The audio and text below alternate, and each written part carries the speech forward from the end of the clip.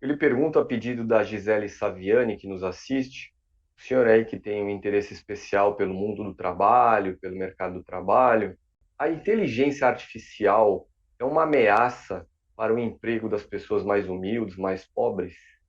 Bem, de maneira geral, o tema da inovação tecnológica vem sendo apresentada como uma ameaça ao emprego e, de certa maneira, levando a uma espécie de cancelamento do futuro. Não se discute o futuro porque se parte da premissa que a mudança tecnológica significa desaparecimento, destruição do emprego. Em grande medida, parte da literatura especializada trata disso, assim como consultorias patronais, o próprio Fórum Econômico Mundial, etc. Eu quero dizer que eu não acredito muito nesta teorização, até porque isso já vem sendo dito há mais de 2 décadas, né, e não se comprova.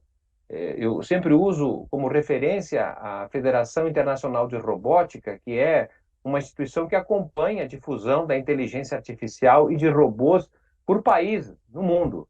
O dado de 2019, para não usar o 2020, 2021 em função da pandemia, que confundiu um pouco, mas em 2019, por exemplo, os países que mais avançados se encontravam na difusão tecnológica, seja pela inteligência artificial e pelo uso de robôs, nós estamos falando de Singapura, por exemplo, Taiwan, Coreia do Sul, Alemanha, mesmo os Estados Unidos e a China, esses países mais avançados tecnologicamente, não eram países que tinham desemprego estrutural, desemprego tecnológico significativo. Aliás, eram países que nós podemos até dizer, pelas taxas de desemprego daquele período, próximos do pleno emprego, uma taxa de emprego entre 3 a 4% da força de trabalho.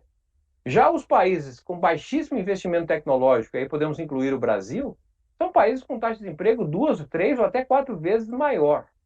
Então, me parece que o que nós estamos assistindo, do ponto de vista da inteligência artificial, na verdade, uma revolução informacional mais do que uma revolução industrial. Até porque grande parte dos produtos que nós utilizamos, continuamos utilizando, são produtos concebidos há mais de 100 anos.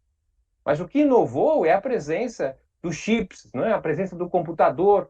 Então, isso há uma mudança de linguagem, isso cria um novo tipo de sociedade, que se pode dizer como a digitalização, a emergência dos dados.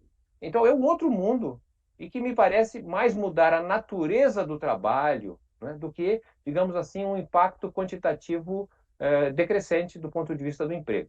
E para terminar, precisamos contar sobre isso, e pouco se fala, que é, de certa maneira, um momento novo da história mundial, que é o decréscimo da população. Né?